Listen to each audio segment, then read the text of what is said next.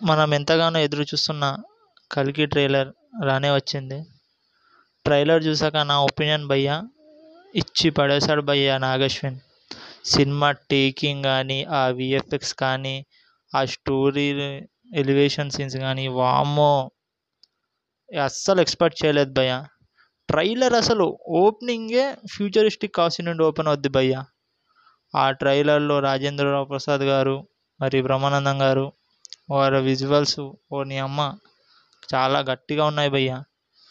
పైసా వసూలు భయ్యా ట్రైలరు.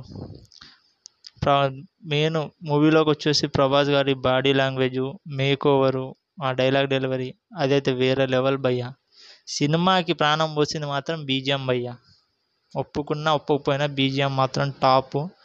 అలాగే మనం ఎంతగానో ఎదురు చూస్తున్న కమల్ హాసన్ గారి ఫేస్ని కూడా రివీల్ చేయడం జరిగింది. కమల్ హాసన్ గారిని రివీల్ చేయడే షాట్ కూడా చాలా బాగుంది భయ్యా. మొత్తానికి మూవీ టీం చాలానే కష్టపడ్డారు.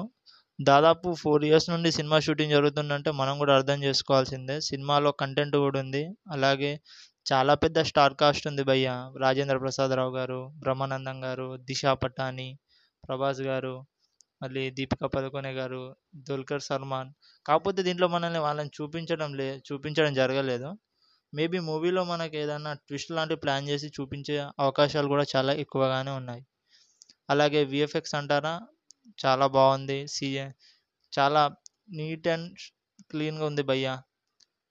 ఫస్ట్ డే మ్యాక్సిమం 140+ కొడుతుందని నేను అనుకుంటున్నాను. అలాగే మీరు కూడా మీ ఒపీనియన్ని కామెంట్స్ రూపంలో తెలియజేస్తారని అనుకుంటున్నాను.